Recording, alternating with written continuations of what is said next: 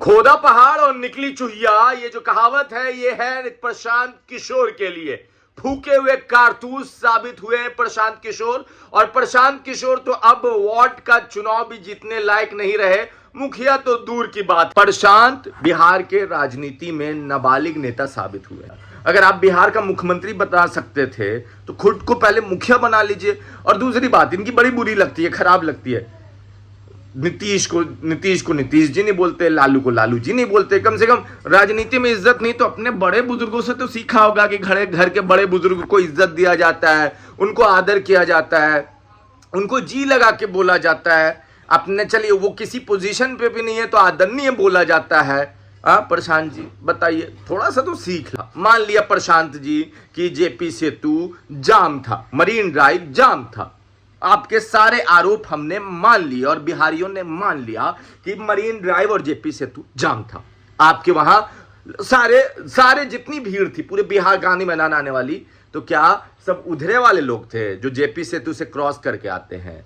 मगध का कोई नहीं था आपके यहाँ, इधर मुंगेर मोकामा बाढ़ कोई नहीं था। मतलब आप क्या कहना चाहते हैं कि आप जो पार्टी है वो सिर्फ गंगा उस पार वाले लोगों के भरोसे में जिंदगी चला रहे? आपकी पार्टी का जो भी भीड़ आएगा गंगा उस पार के लोग लेके आएंगे हैं, और इधर से कोई लेके नहीं आया। आपने एक बार नहीं बोला कि इधर 0 माइल जाम था, इधर का पूरा हाईवे जाम था, नहीं बोला। आपके बयान उठा के हम दिखा देते। तो आपका चलिए इधर भरा पड़ा इतना जाम था कि चूटी ससरने की जगह नहीं थी। तो बाकी आपके लोग इधर वाले का मतलब इधर आप खोखला है खुद मान रहे हैं। हाँ प्रशांत जी, एक बात और, आपको भी राजनीति का काखा गागा अंगा पूरे तरीके से पढ़ने नहीं आया है, समझ में नहीं आया है, तो जाइए बिहार की राजनीति का काखा गागा पढ़ लीजिए। अब है, हम आपको एक एक करके बताएंगे। आप देख रहे थे इंटरव्यू इंडिया, मेरा नाम हमजा है। प्रशांत जो बिहार की राजनीति बदलने आए थे, प्रशांत जो कहने आए थे कि बिहार में एक नए पार्टी का जन्म हुआ है और इधर ही से सीएम बनाया जाएगा, वो प्रशांत हमारे वार्ड या किसी वार्ड में चुनाव लड़ने उतर जाएं तो सबसे आखिरी पोजीशन पे आएंगे और तर्क और तथ्य के साथ हम आपको बताएंगे। वो तस्वीर याद कीजिए जो हमने परसों गांधी मैदान में दिखाई थी और भी बहुत चैनल ने दिखाई थी। यकीन मान लीजिए कि उसमें इतनी भीड़ नहीं थी कि बिहार में 243 विधानसभा है और हर विधानसभा से अगर आप 50 लोगों को भी गुना भागा में लगाएंगे तो लगभग 10,000 लोग आते हैं। और अगर हर विधानसभा से आप लगा लीजिए उसको 100 लोगों से, तो वही जस्ट डबल हो जाएंगे। और वार्ड कमिश्नर का चुनाव जीतने के लिए भी ध्यान से सुनिएगा, कम से कम पटना शहर में 3,000, 2,000, 1,800 वोट चाहिए होता है। मुखिया का वो चुनाव जीतने के लिए लगभग उतना ही 4,000, 5,000 वोट चाहिए होता है। तो प्रशांत का जब कैलकुलेट करके आंकड़ा निकालिएगा तो हर विधानसभा से लगभग 1,000 लोग नहीं आए। और एक विधानसभा में कितना पंचायत होता है, कितना वार्ड होता है, सबको पता है। कम से कम 10 से ऊपर पंचायत होता है एक विधानसभा में। और आप सोच लीजिए कि प्रशांत की क्या काबिलियत है, झुनझुन्ना बजाते रह गए प्रशांत सोशल मीडिया और अपने पेड वर्कर के दम पे बिहार को बनाने और बिहार को जिताने चले थे।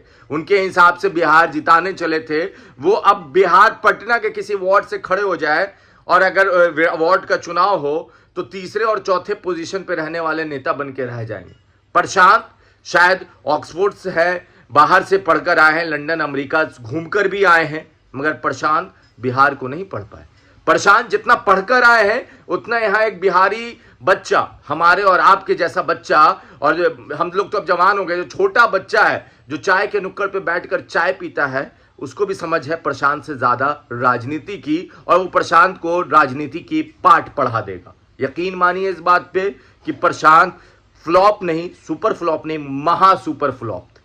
और प्रशांत अब बिहार उनकी राजनीति के कैरियर पे एक ऐसा काला टीका लगा है जो उनके सर्फ एक्सल मतलब पेड वर्कर के दाग मतलब मालिश से भी नहीं छूटेगा, सफाई से भी नहीं छूटेगा। अब हम आपको बहुत सारी कहानी बताएंगे। प्रशांत ने लगभग 1 लाख से ऊपर कुर्सियां लगा दी। प्रशांत ने लगभग अपने पेड वर्करों की पूरे बिहार की टीम को उतारा था। प्रशांत ने लगभग सारा कुछ वो किया जो पैसे के दम पे किया जा सकता था। अब हुआ क्या?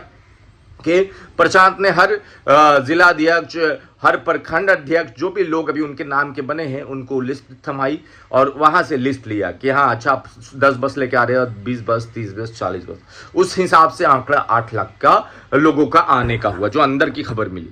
प्रशांत इसी के दम पे चिल्ला रहे थे कि गांधी मैदान भर देंगे। अब एक सच्चाई जो हम आपको बताते हैं, जो बहुत कम मीडिया कर्मियों ने भी बताया है।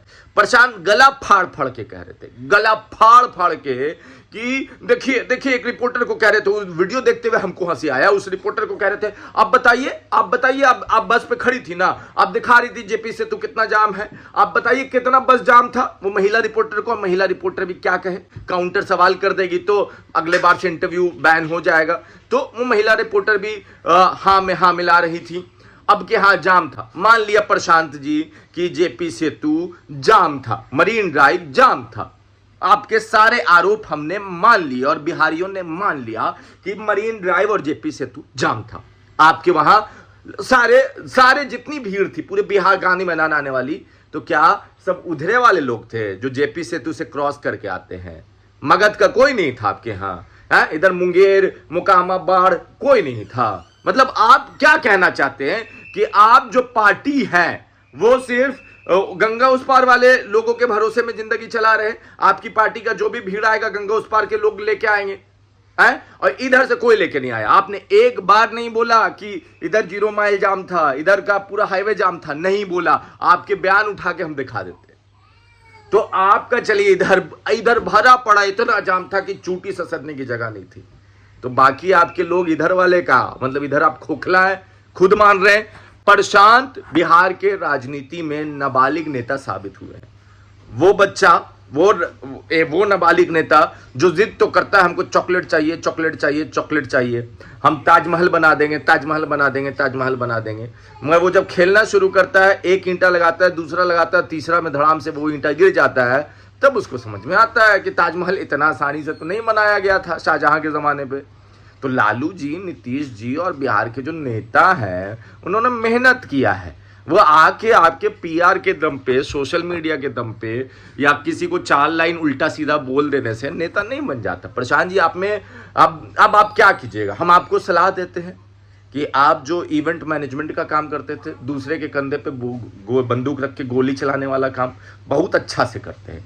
अब आप बोलते हैं कि मुख्यमंत्री 2015 में हमने नीतीश कुमार को बनाया। अब बताइए, बिहार का बच्चा से पूछ लीजिए कि नीतीश जी और लालू जी साथ आएंगे तो जीत किसकी होगी? ऑब्वियस सी बात है कि इधर वाले समीकरण की होगी, क्योंकि नीतीश कुमार का 14-15% वोट और इधर 32-33, 48 हो गया। किसको ये बात नहीं पता था? आपने क्या नया किया? अगर आप बिहार का मुख्यमंत्री बता सकते थे तो खुद को पहले मुखिया बना लीजिए। और दूसरी बात, इनकी बड़ी बुरी लगती है, खराब लगती है, नीतीश को नीतीश जी नहीं बोलते, लालू को लालू जी नहीं बोलते। कम से कम राजनीति में इज्जत नहीं तो अपने बड़े बुजुर्गों से तो सीखा होगा कि घर के बड़े बुजुर्ग को इज्जत दिया जाता है, उनको आदर किया जाता है, उनको जी लगा के बोला जाता है। अपने चलिए वो किसी पोजीशन पे भी नहीं है तो आदरणीय बोला जाता है। प्रशांत जी बताइए, थोड़ा सा तो सीख लेते। जनता है बिहार की, बहुत पुरानी कहावत है कि उड़ती चुड़िया को हल्दी लगा। हाँ प्रशांत जी, एक बात और, आपको अभी राजनीति का काखा गागा अंगा पूरे तरीके से पढ़ने नहीं आया है, समझ में नहीं आया है, तो जाइए बिहार की राजनीति का काखा गागा पढ़ लीजिए अब।